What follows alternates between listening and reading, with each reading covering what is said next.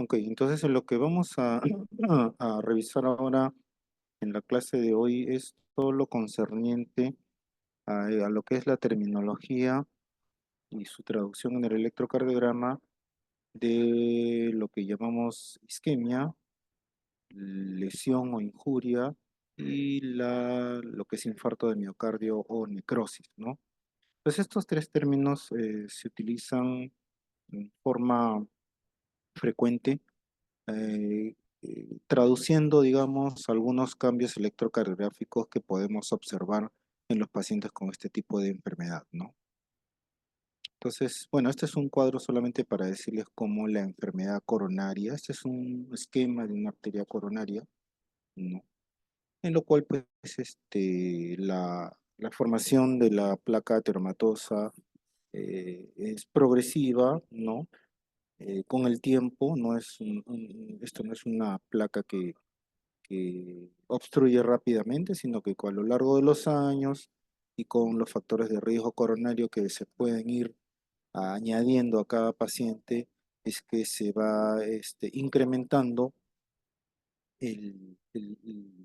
la lesión coronaria, que en este caso el ateroma, y que puede ir reduciendo en forma progresiva la luz de la arteria coronaria, produciendo disminuciones del flujo del riego sanguíneo de cierta parte del miocardio ventricular, ¿no?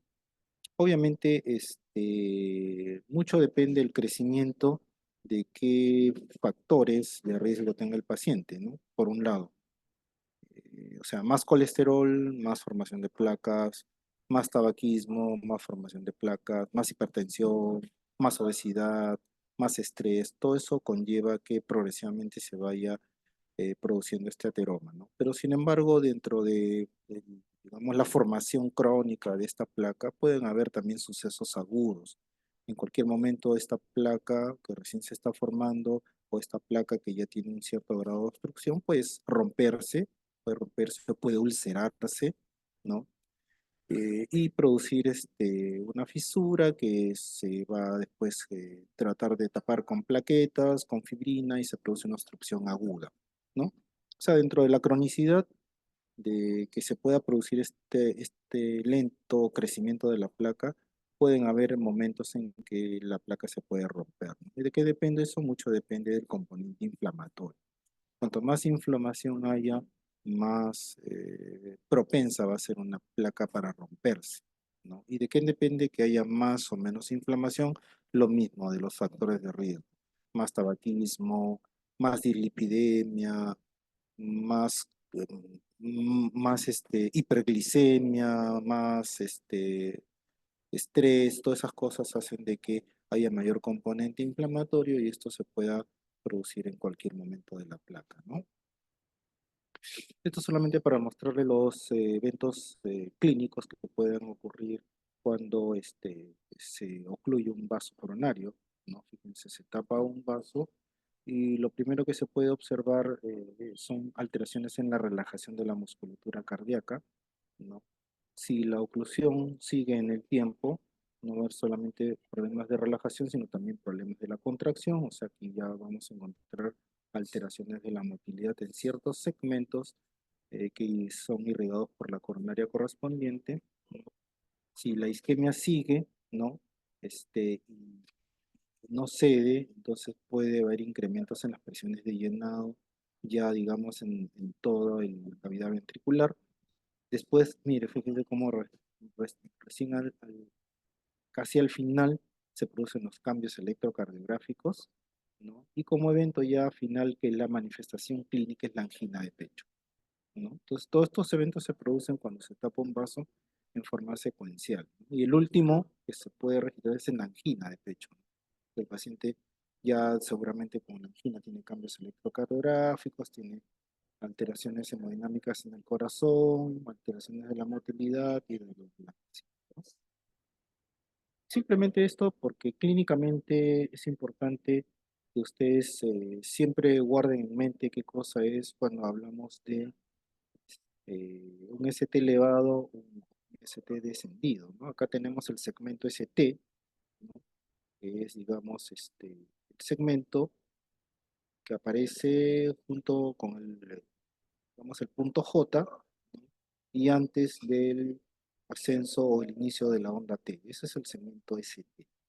Entonces, este segmento ST se puede desplazar hacia arriba. Hablamos en este caso de supradesnivel del ST, o se puede desplazar hacia abajo, y para eso en ese caso llamamos infradesnivel del ST. Pero, este, digamos, supradesnivel, infradesnivel, clínicamente tiene una traducción. Cuando hablamos de supradesnivel del ST, hablamos de que, desde el punto de vista anatomopatológico, es un vaso coronario que se ha roto la placa y se ha tapado el vaso completamente, ¿no? Por eso es importante esa clasificación que han hecho los americanos en hablar de síndrome coronario agudo ST elevado, ¿no? Porque ya cuando uno ve un electrocardiograma con un ST elevado, eso significa que el vaso está tapado pues al 100%, ¿no? En cambio, en el infradesnivel del ST, hablando clínicamente como un ST no elevado, ¿no? Tenemos una placa ateromatosa que también se ha roto, pero el coágulo no ha tapado completamente la luz del vaso. O sea, sí hay cierto tipo de irrigación, en menor proporción obviamente, pero sí todavía la hay, ¿no? Entonces, cada uno de estos síndromes coronarios agudos tiene un enfoque y un tratamiento diferente, como seguramente lo van a discutir en las clases que vienen. Pero, digamos, desde el punto de vista electrocardiográfico, es importante distinguir, ¿no? Distinguir un paciente que llega a la emergencia con dolor de pecho, si esto es un ST elevado o si esto es un ST no elevado, bueno, en otras palabras, un ST descendido, ¿no? Pero que en el argot, digamos, cardiológico le llamamos ST no elevado, porque junto con esto se pueden acompañar otras alteraciones de la onda T también, ¿no? Entonces, eso digamos como para tenerlo en mente siempre que estén en la emergencia y que revisen un electrocardiograma de un paciente con un dolor de pecho, vean si es un ST elevado o es un ST no elevado y con las implicancias obviamente de tratamiento que va a tener cada una de ellas, ¿no? Y esto es simplemente lo mismo, ¿no? Como la oclusión completa se traduce electrocardiográficamente por un ST elevado, ¿no?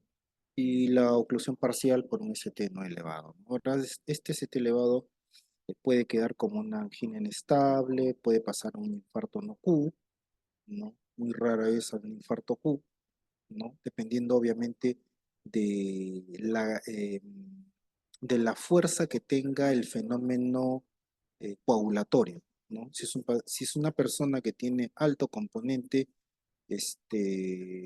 coagulatorio, va a tener va a tener más problemas que uno que no tenga mucha potencia, ¿no? O sea que su sistema fibrinolítico de repente es un poco mayor, ¿no? Porque digamos que este coágulo que está acá va a luchar contra la fibrinolisis interna propia que tiene el organismo. Entonces es una competencia entre la formación de trombo y la disolución del trombo por mecanismos internos propios, ¿no?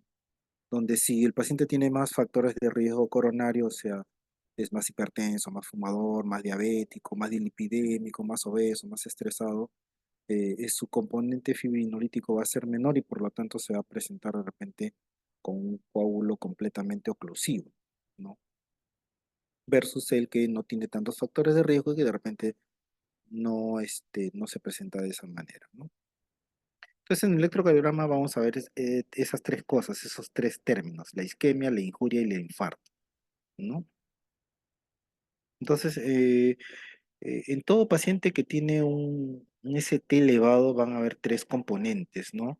El componente de la necrosis, obviamente dependiendo del tiempo, ¿no? Si es un tiempo de más de 20, 30 minutos, ya va a empezar el fenómeno necrótico, ya se va empezando a necrosar músculo cardíaco, ¿no? Pero alrededor de este músculo cardíaco no hay tejido, digamos, sano, sino hay tejido injuriado, ¿no? Y más periféricamente va a haber tejido isquémico, ¿no? Entonces, cuando ustedes vean un ST elevado, va a tener esos tres componentes. Va a tener el componente de la necrosis, dado por la onda Q o la onda QS de necrosis. Va a tener el componente del ST, en este caso sería la la injuria o la lesión, ¿no? Y va a tener el componente isquémico a través de la onda T.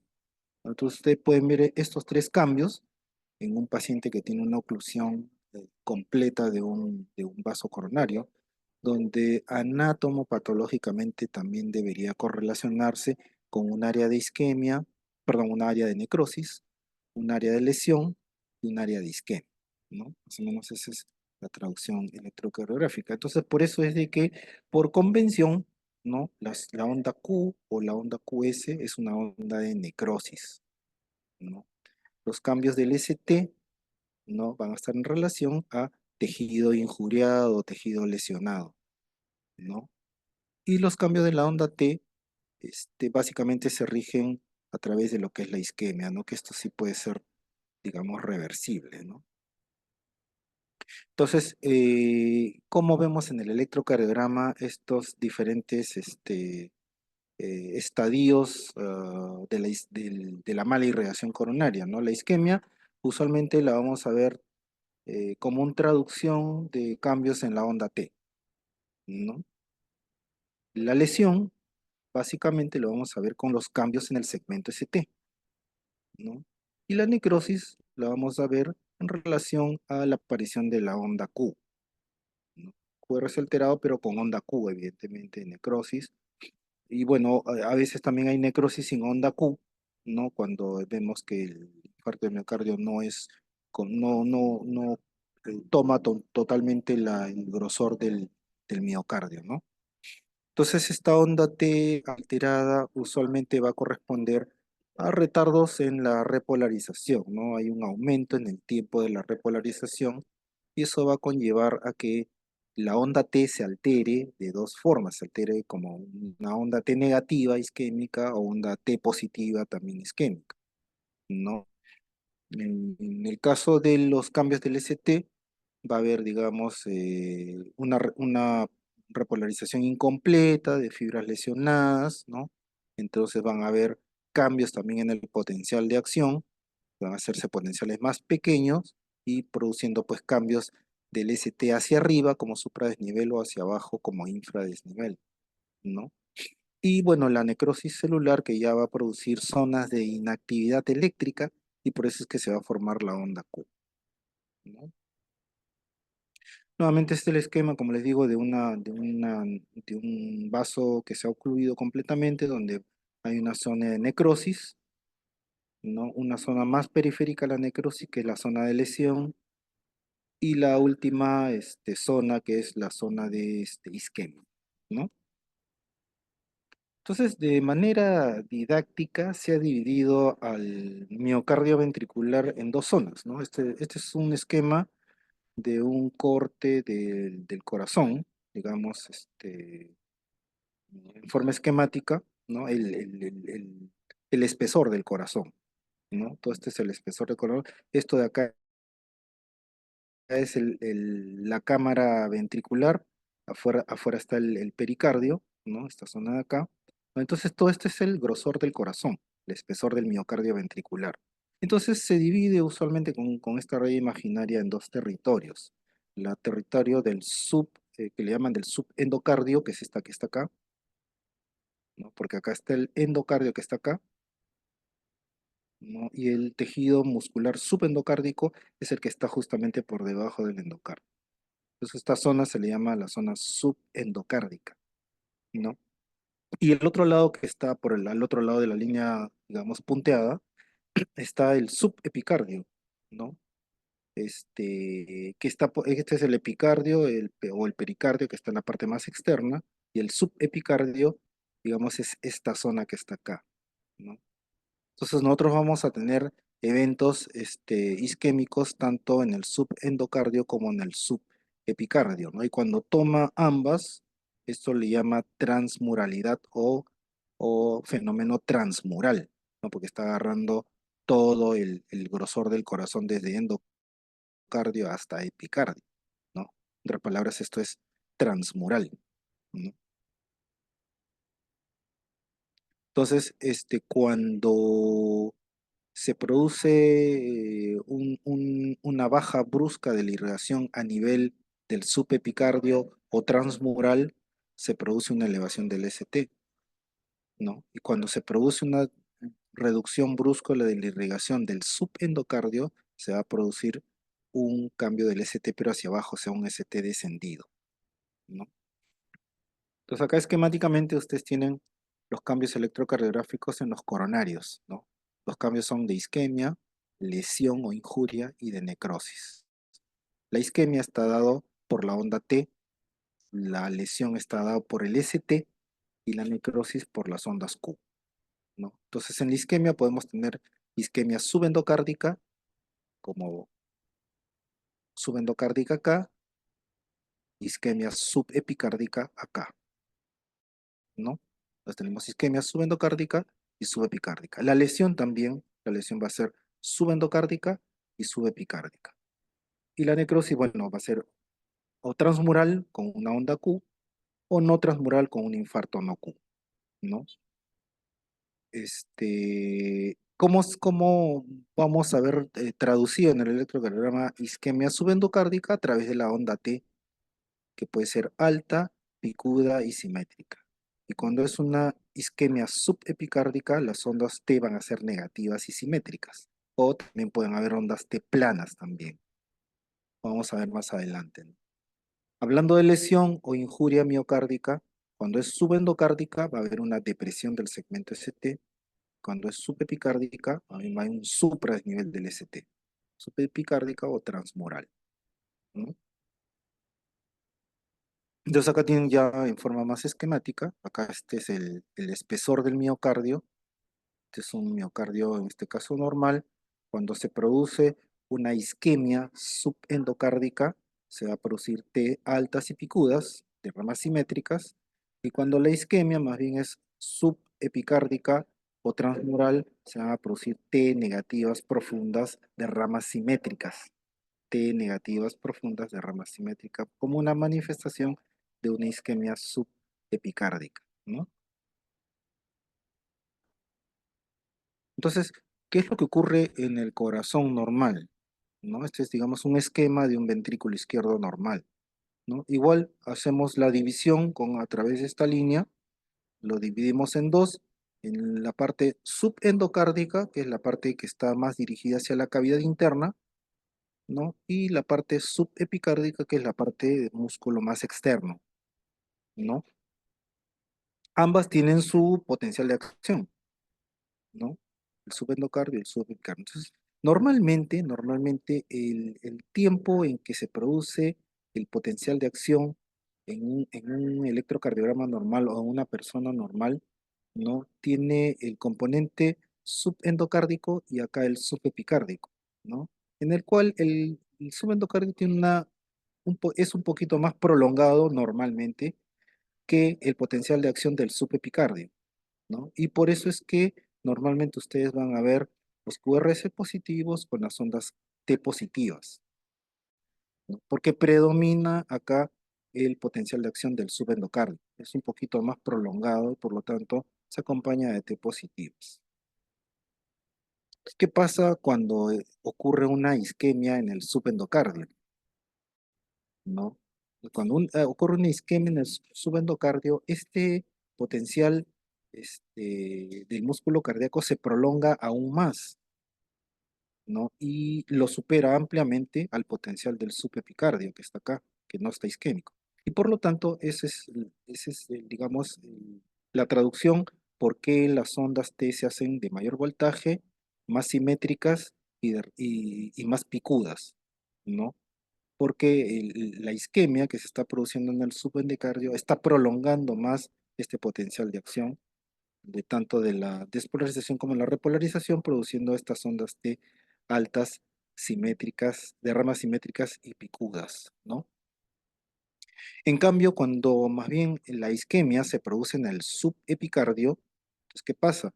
Que el potencial de acción, la despolarización y repolarización del subepicardio iguala más o menos al tiempo del subendocardio. Y por lo tanto, se pueden producir ondas T aplanadas. Pues onda T aplanada es una manifestación también de una isquemia subepicárdica, ¿no?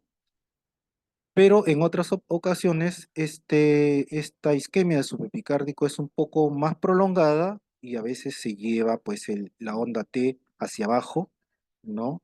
Porque le gana ampliamente la isquemia del subepicardio al subendocardio y por eso es que la onda T se vuelve negativa, profunda y de ramas simétricas. Ondas T negativas de ramas simétricas, como manifestación de una isquemia en el subepicardio, ¿no? Entonces acá ven lo mismo, ¿no? Acá tienen la isquemia subendocárdica, acá tenemos en azulito el corazón, en la parte del corazón del subendocardio y en rojito el corazón subepicardio, ¿no? Entonces, si se produce la isquemia a nivel de la parte azul, se va a producir una isquemia subendocárdica y por lo tanto el potencial de acción se prolonga más en la parte positiva y por eso es que se forman las T altas y picudas, ¿no?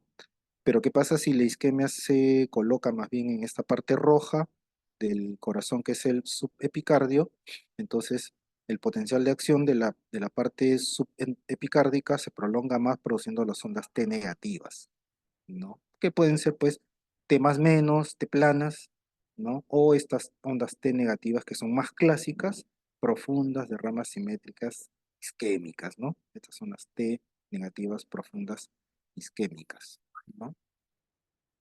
Ahora, ¿qué pasa con la lesión? La lesión también podemos tener lesión subepicárdica o podemos también tener lesión subendocárdica. Y más bien ya acá, aparte de las alteraciones de la onda T, vamos a ver cambios en el ST, ¿no? Entonces acá tienen un corazón normal, su OQRS y la onda T. Entonces, ¿qué pasa cuando se produce una lesión, perdón, una lesión subendocárdica? Fíjense cómo el ST se va hacia abajo, ¿no? Hay un descenso del ST cuando hay una lesión subendocárdica. Pero cuando hay una lesión subepicárdica o transmural, ¿no? Usualmente el ST se desplaza hacia arriba, ¿no? Entonces acá lo que hay que analizar es básicamente el ST, ¿no? Bueno, aquí hay toda una teoría. Lo que les estoy diciendo son teorías, ¿no? A veces no es, digamos, posible explicarlo todo, pero estas teorías, hay dos teorías de, de cambios electrocardiográficos en la isquemia. Esta teoría es la que más me gusta a mí, por eso es que se las presento a ustedes, ¿no? La otra no es tan, digamos, tan creíble, pero son teorías que son aceptadas actualmente, ¿no? Y, por ejemplo, lo que se dice, lo mismo, ¿no? Acá tienen el corazón, el ventrículo izquierdo completo, con su distribución del subendocardio acá adentro y el subepicardio acá afuera, ¿no? Entonces, cuando se produce una lesión, ¿no? Subendocárdica, en este caso, el voltaje del, de la despolarización, del potencial de acción se reduce, ¿no? La lesión es un fenómeno más severo, entonces el potencial de acción del subendocardio se hace más pequeño.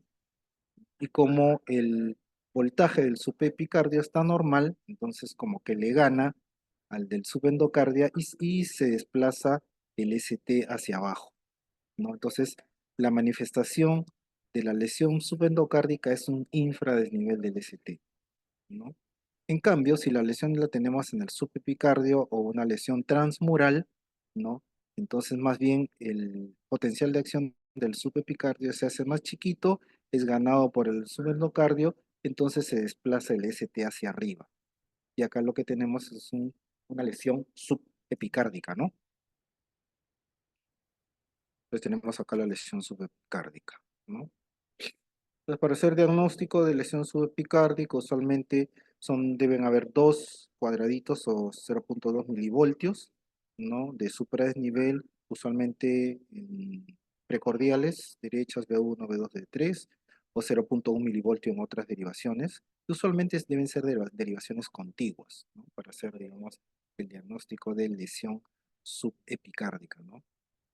Acá tenemos una lesión, acá está, digamos, el grosor del corazón acá tenemos la cavidad ventricular, acá el septum, fíjense cómo esta isquemia es una isquemia, perdón, una lesión subendocárdica, ¿no? Tenemos lesión subendocárdica y por eso es manifestada con este infra del nivel del ST, ¿no? B4, B5, B6. Miren, desde B2 hay un infradesnivel del ST, B3, B4, B5, B6, como manifestación de lesión subendocárdica. Acá está el endocardio del corazón y el epicardio está acá afuera.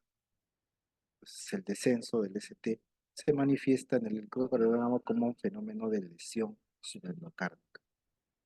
Y acá este esquemita lo mismo, ¿no? Acá en azul tienen el subendocardio, en rojo el subepicardio. Si la lesión se presenta en la región subendocárdica, vamos a tener un infradesnivel del ST, ¿no? Y al revés, si la lesión se presenta en la región subepicárdica, vamos a tener también un supradesnivel del ST, ¿no? Se ve acá el descenso del ST, ¿no? Debajo de la línea isoeléctrica, y el subepicardio por el ascenso del ST. Tremendos elevaciones del ST.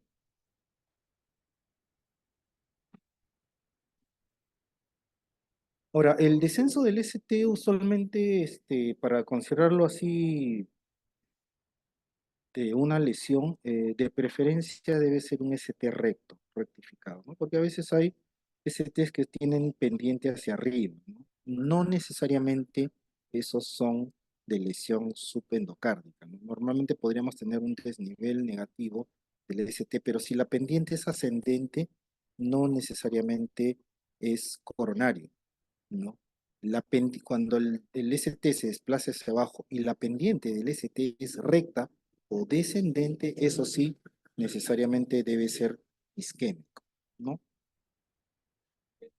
Y bueno, esta es, digamos, una evolución de una oclusión coronaria, ¿no? De un sector del miocardio. Este, por ejemplo, es el esquema de un corazón, de la cavidad del ventrículo izquierdo, y fíjense cómo la necrosis empieza en el subendocardio con la lesión del subepicardio, ¿no? Va avanzando la necrosis más o menos a los 30 minutos, miren, a los 30 minutos ya empieza a necrosarse el corazón. A las 4 horas ya tenemos más o menos un 50% del miocardio necrosado. Y si esto ya se prolonga hasta las 6 a 12 horas, prácticamente el infarto es transmural, ¿no? Este es un esquema bastante interesante porque les dice a ustedes en qué momento más o menos debe estar la necrosis cuando el paciente llega a la emergencia, ¿no? El paciente puede ser que llegue rápidamente, en media hora, en una hora, tenemos mucho músculo por rescatar. En 4 horas, miren, ya prácticamente hay una buena cantidad de miocardio necrosado, pero todavía tenemos otra buena cantidad de músculo que rescatar. Pero si ya el paciente pasa de las 6 a las 12 horas, prácticamente el músculo está necrosado, ya más o menos en este tiempo de evolución ya no se puede hacer nada por el paciente, ¿no? Por eso es importante conocer en qué momento o cuánto tiempo desde el inicio del dolor el paciente ha llegado a la emergencia, ¿no? Para decir, bueno, si tiene 4 horas puedo hacer algo, si tiene 12 horas ya no puedo hacer nada, ¿no? Y la necrosis es manifestada por la onda Q, ¿no? Donde prácticamente eso representa una necrosis de todo el espesor del músculo cardíaco, ¿no? Y está dada más que todo por cambios del eje, ¿no? Porque esta zona muerta, como ya no genera potenciales de acción, entonces el resto del tejido sano se lleva los vectores hacia el otro lado y por eso es que se configura una onda Q. En cambio acá, donde sí hay vectores digamos, de reconocimiento por los electrodos exploradores, podemos encontrar onda R. Cuando ya no tenemos onda R y tenemos onda Q, ya prácticamente los vectores, la zona necrótica no tiene representación vectorial en el electrocardiograma. Entonces, cuando coge las dos zonas del espesor miocárdico, hablamos de infarto transmural, ¿no? Representado por las ondas Q patológicas, pero a veces los infartos pueden ser no transmurales y no dejan onda Q, ¿no? Entonces, si un paciente le dice, por ejemplo, que ha tenido un infarto de miocardio y ustedes le toman un electrocardiograma y no encuentran onda Q, no necesariamente quiere decir que no ha tenido un infarto. Si es posible que haya tenido un infarto, pero es un infarto que no es transmural, por lo tanto no ha dejado onda Q, pero lo que sí puede dejar son cambios del ST y cambios de la onda T también, ¿no?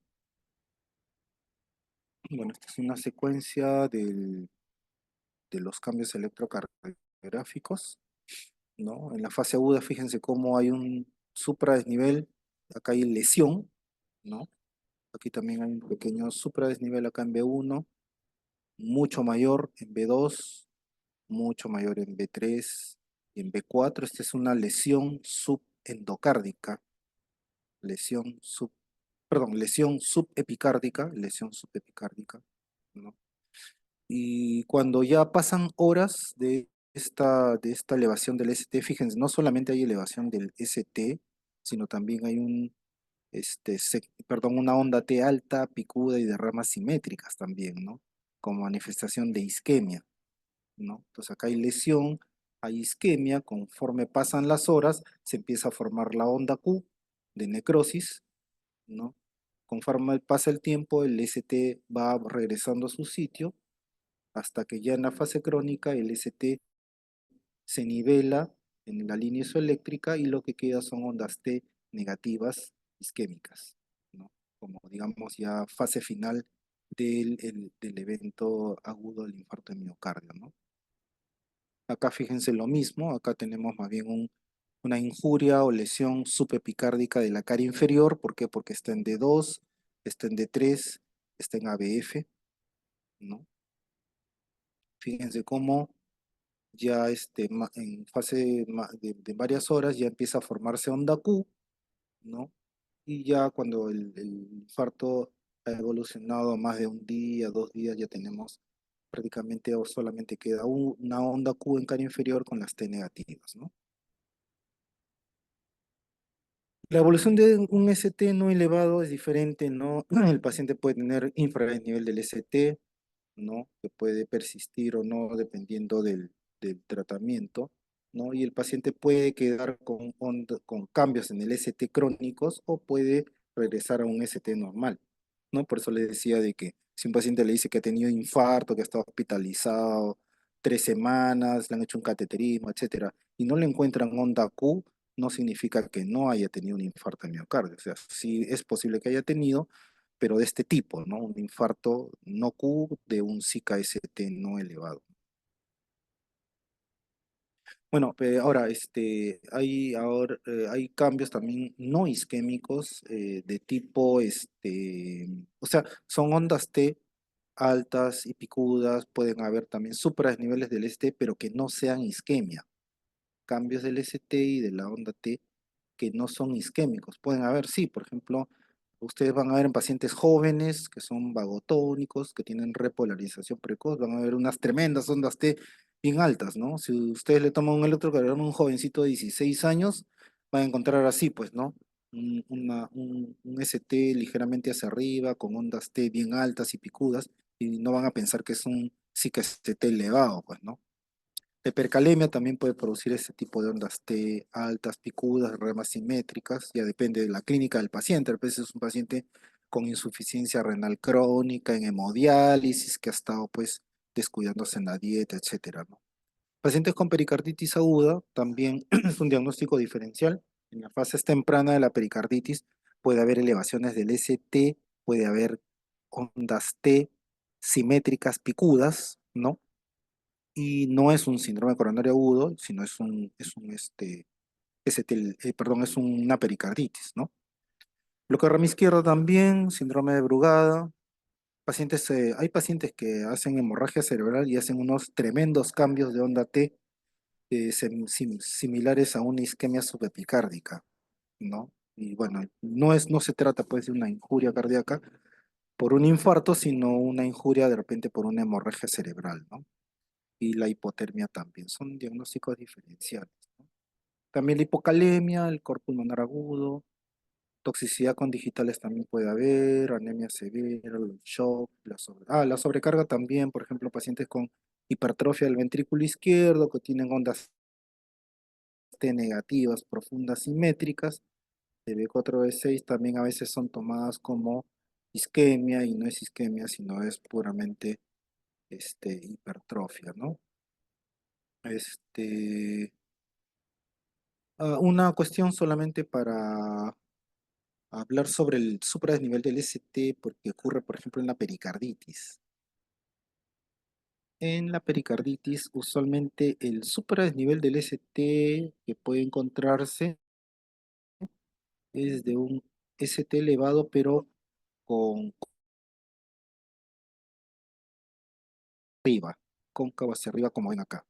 El supradesnivel que ocurre en el SICA ST elevado es convexo hacia abajo, ¿no? Así. No, perdón, es convexo hacia arriba. O cóncavo hacia abajo, ¿no? Entonces, ¿por qué les digo esto? Porque a veces puede llegar a la emergencia un paciente con dolor de pecho, ¿no? Con supradesnivel del ST y no es un SIC-ST elevado, es una pericarditis. Entonces, el ST elevado de la pericarditis tiene esta concavidad hacia arriba, concavidad hacia arriba, ¿no? En cambio, el otro tiene la concavidad hacia abajo, ese sí es un SICA. Entonces, acuérdense por esta carita, ¿no? Pericarditis, el ST elevado es una carita feliz. Y en el infarto de miocardio, el ST elevado es una carita triste, ¿no?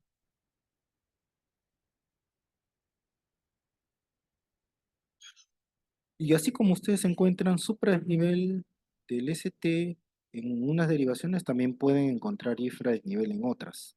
Eso no significa que haya un territorio con, perdón, con lesión transmural y otro territorio con lesión subendocárdica, no indica eso, sino simplemente es una imagen en espejo, ¿no? Porque el electrocardiograma puede ver unas zonas con este supradesnivel y las zonas opuestas a esas derivaciones la pueden ver con infradesnivel. Entonces, cuando ustedes vean un electrocardiograma donde hay supradesniveles e infradesniveles, el que manda es el supradesnivel. El diagnóstico que tienen que hacer es del supradesnivel, ¿ya? Porque el resto puede ser imagen especular nada más del ST elevado que estamos viendo acá, acá lo vemos como ST descendido, ¿ya? Entonces, por ejemplo, acá ustedes pueden tener un supradesnivel en cara inferior, en D2, D3 y en ABF, ¿no? Que está mirando acá el supradesnivel desde la parte de abajo, pero desde la parte de arriba que están 1 y ABL pueden ver un infradesnivel, ¿no? Que simplemente es la imagen especular del supradesnivel de cara inferior, ¿no? Ahora, según las derivaciones comprometidas, podemos encontrar diferentes localizaciones de los fenómenos que estoy hablando, ¿no? Tanto de los cambios de la onda T, del ST y de la onda Q, ¿no? Si nosotros encontramos, por ejemplo, cambios isquémicos o de lesión o de necrosis en 2, en 3 y en ABF, ¿no? Esa localización es inferior, cara inferior del miocardio. Si encontramos en 1 y en ABL los cambios, eso va a ser cara lateral, junto con B5 y B6. O sea, 1 ABL, B5 y B6 ven cara lateral, ¿no?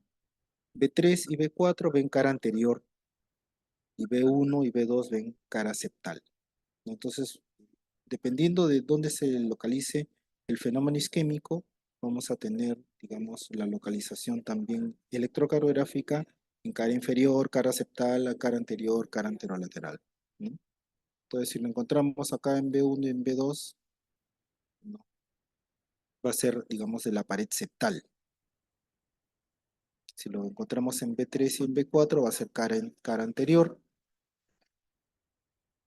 Si lo encontramos en B5 y B6, cara lateral. 1 y ABL, lateral alta. 2, 3 y ABF, ya es un fenómeno isquémico de la cara inferior, ¿no? Entonces, por ejemplo, acá, ¿qué es lo que más se ve acá? Por ejemplo, es una injuria fíjense dónde está el desnivel del ST. B6, B5, B4, B3. Y también está en D2, está en ABF.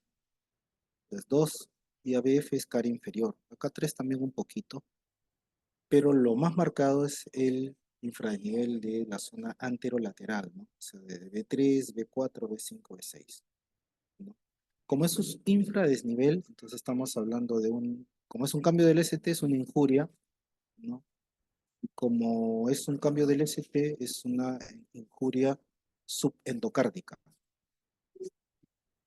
Se va, lo echa ya. Ya, yo le he hecho ya. Gracias, ¿ah? Entonces, sería una injuria subendocárdica anterolateral e inferior. Miren acá ahora, acá lo que ustedes pueden ver es un supradesnivel acá en B3, en B4, ¿no? Acá también hay, miren, en D3 supradesnivel y en ABF también, ¿no? Además parece ser esto, más parece ser agudo de cara inferior. Lo otro que veo es que acá no hay onda R, acá no hay onda R, acá, aquí tampoco hay onda R, miren. Acá tampoco hay onda R. ¿Qué cosa es esto? Ah, es una injuria subepicárdica inferior, lo que estábamos viendo acá, con una necrosis anterolateral. O sea, acá está necrosado, pues, prácticamente es QS, QS, QS, QS, QS. No tiene R. Parece que este es evolutivo y este es el agudo, ¿no? ¿Y acá qué tenemos? Acá tenemos, a ver,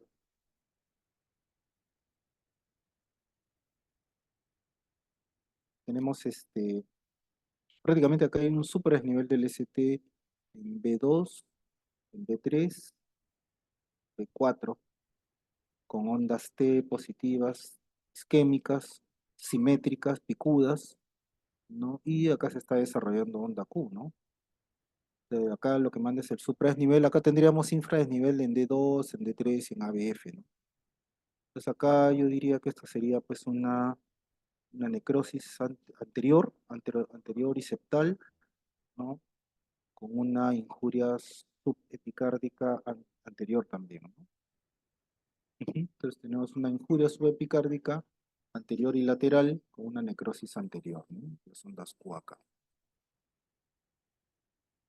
Este es otro, ya es mucho más marcado, ¿no? Fíjense que acá tiene un pequeño supradesnivel en B1, un supradesnivel muy evidente en B2, otro en B3, en B4 también. Y con ondas T altas, simétricas, ¿no?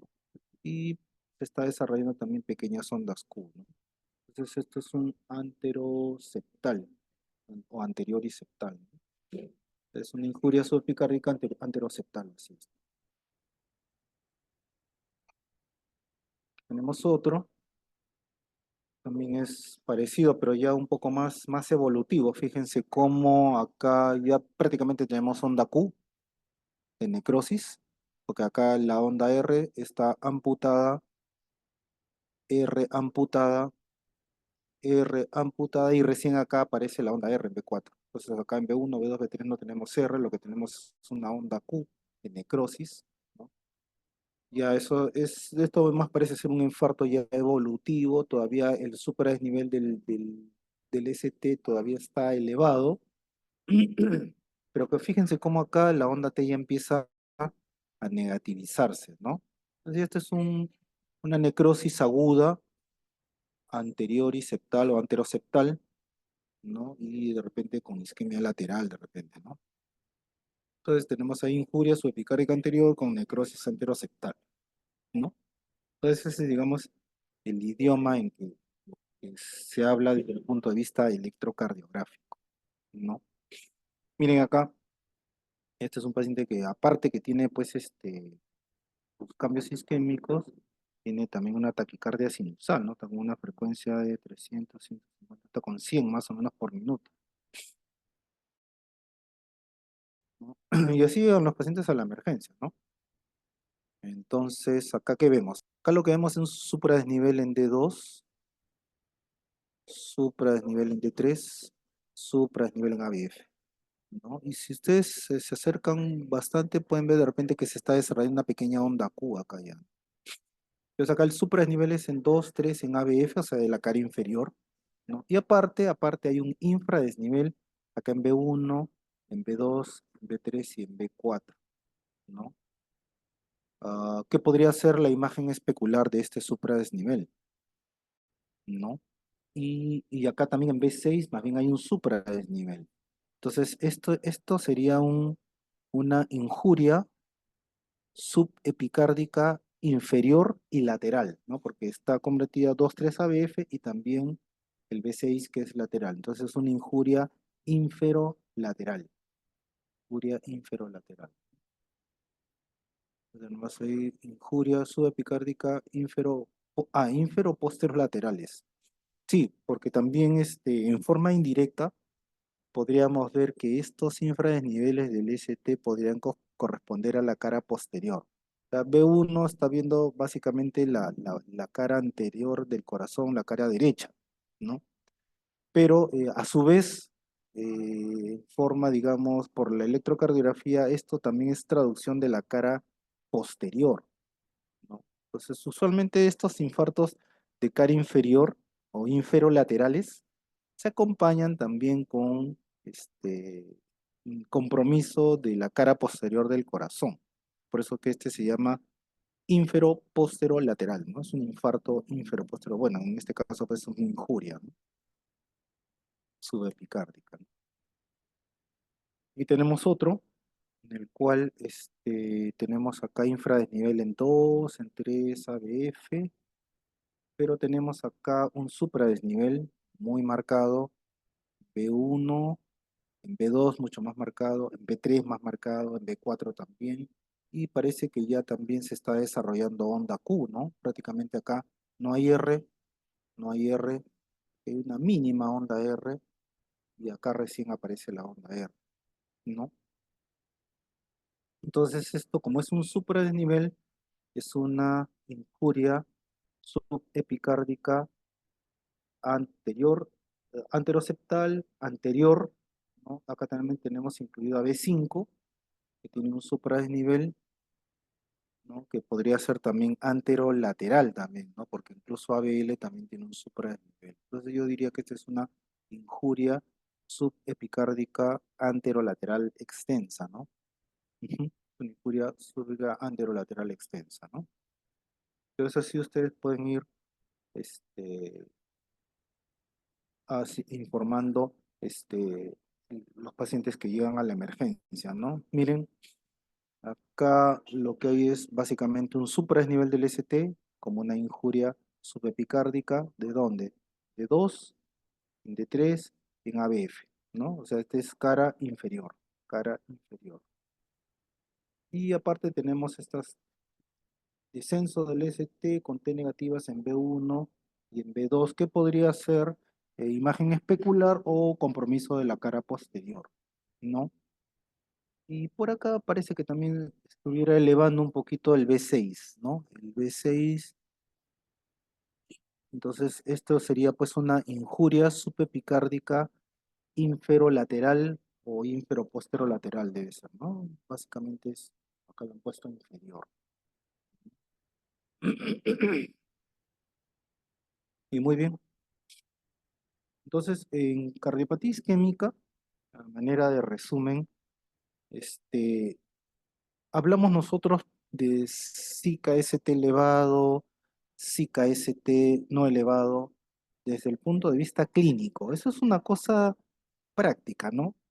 O sea, tú ya clasificas a los dos pacientes que llegan a la emergencia con un síndrome coronario agudo, ¿no? Como dice acá el título, clínicamente hablando,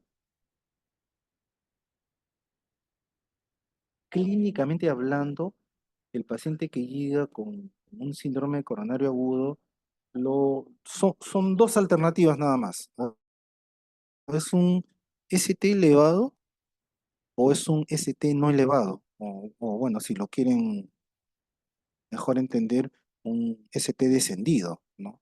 Pero bueno, no hablamos así, usualmente hablamos de sí que ST elevado y ST no elevado. Entonces, pero eso es desde el punto de vista clínico, ¿no? Digamos, diferenciarlo así. Es práctico, es fácil. El Zika ST elevado, el tratamiento es abrir el vaso. Tienen que sí o sí abrir el vaso con lo que sea, con lo que tengan. Si tienen trombolisis, lo trombolizan.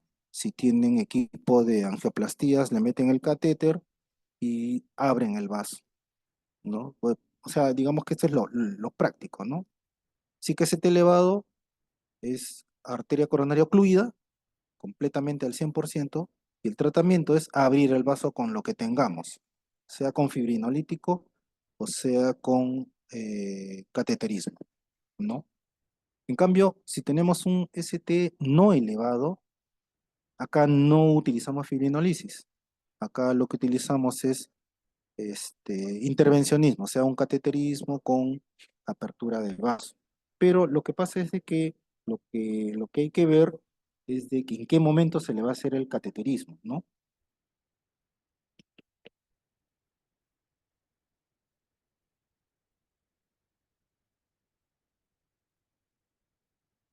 ¿No? ¿En qué momento se le va a hacer el cateterismo? Cuando estamos hablando de un ST no elevado, seguramente ya le van a decir en las clases, ¿no? Hay que estratificar al paciente si es de bajo riesgo, de riesgo moderado y si es de alto riesgo, ¿no? Obviamente el de alto riesgo debe ir sí o sí a un cateterismo rápidamente.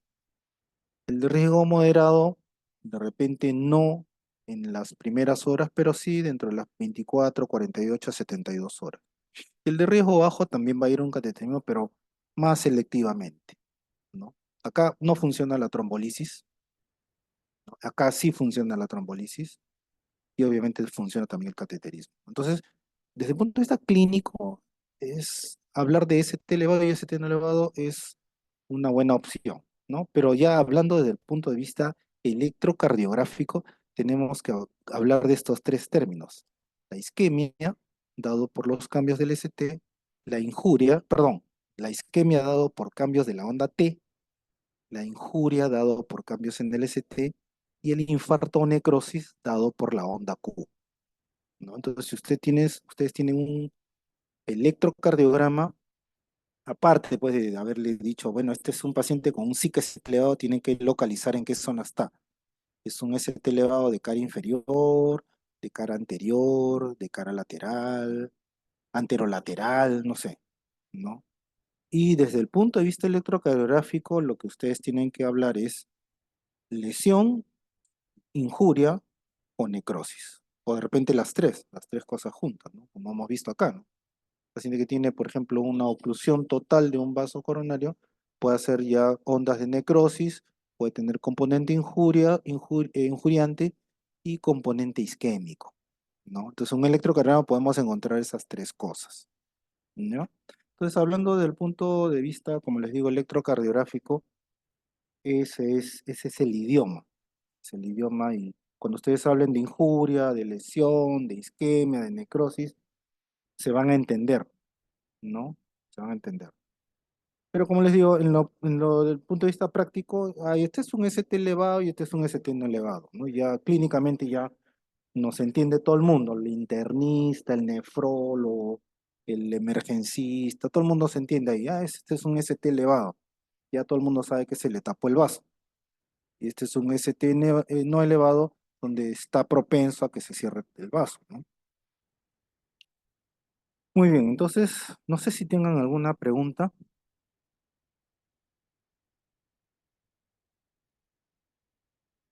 Todavía tenemos unos minutos para preguntas.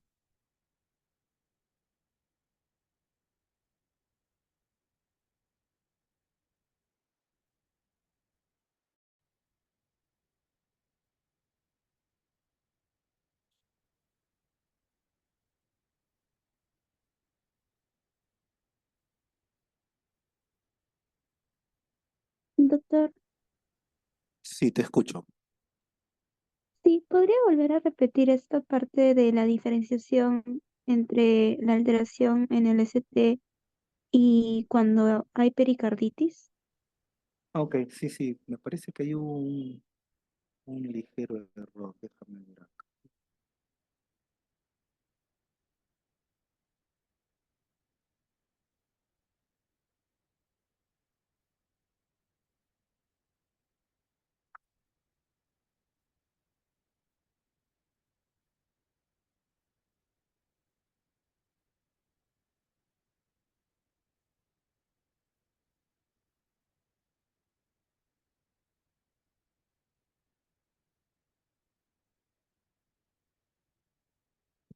Sí, está acá.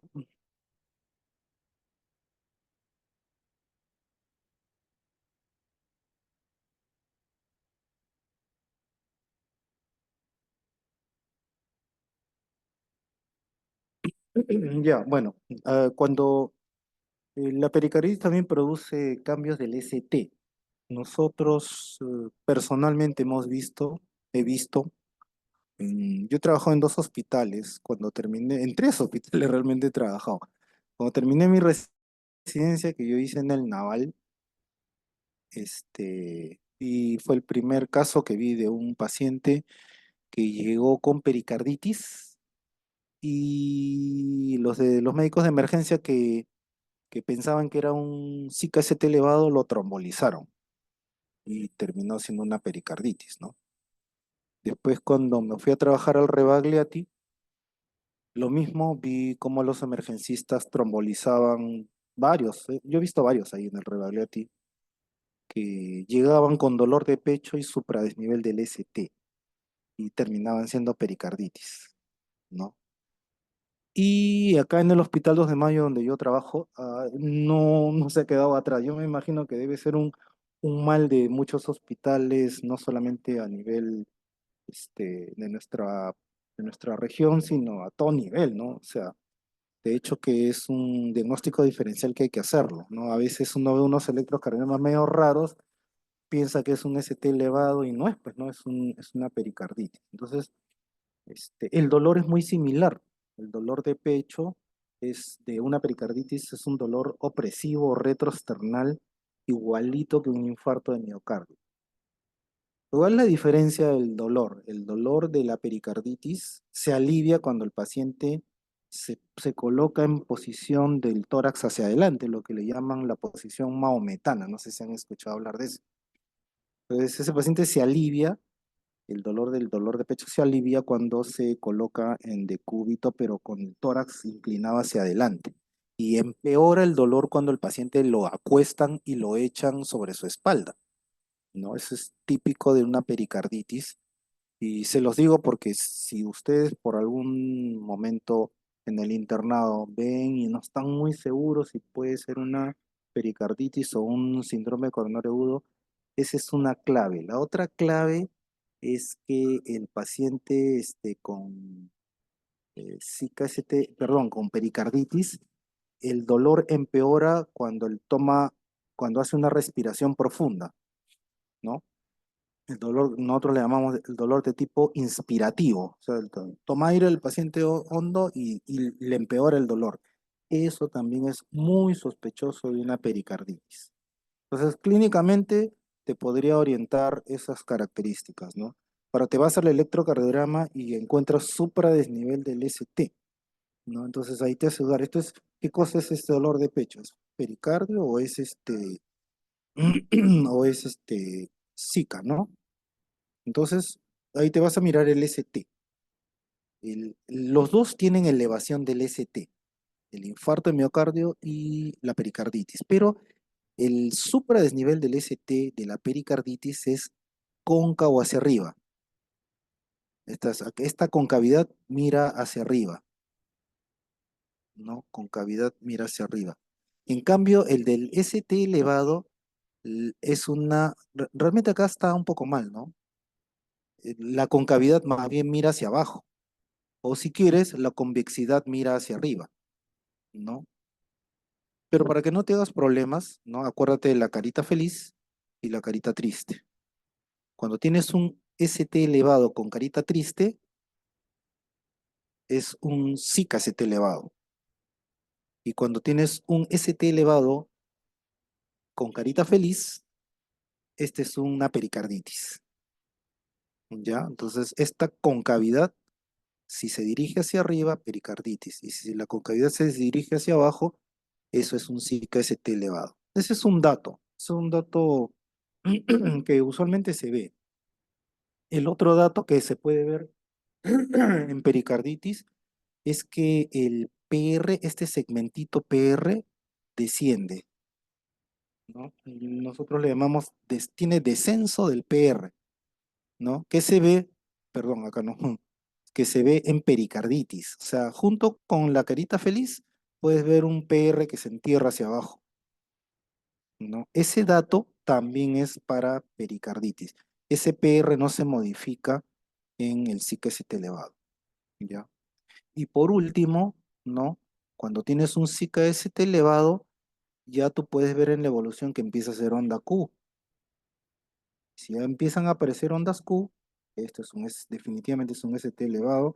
En cambio, en una pericarditis nunca vas a ver una onda Q, por lo menos una onda Q patológica, ¿no? Eso te puede ayudar, ¿no? Gracias, doctor. Ok.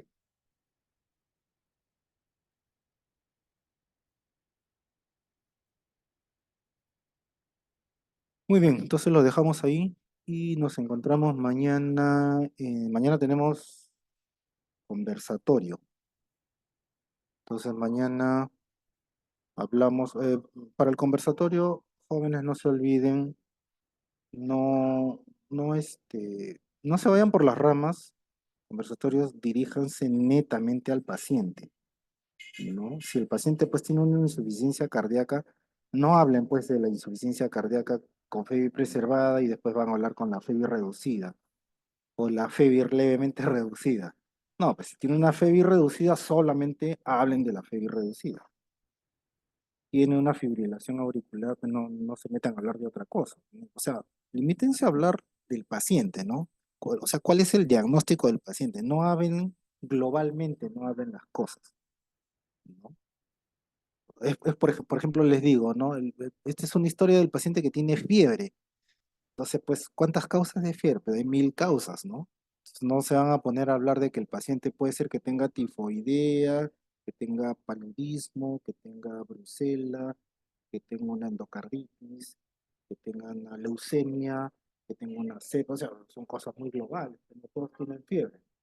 Entonces, lo que hay que hacer es limitarse a los datos del paciente. Los datos, estos datos son a veces son un poco escasos, pero hay que limitarse a eso y tratar de hacer una elucubración en base al caso clínico, no digamos en forma global de las cosas que podrían estar pasando, sino todo en relación al paciente, ¿ya? Entonces, con eso concluimos y nos vemos mañana.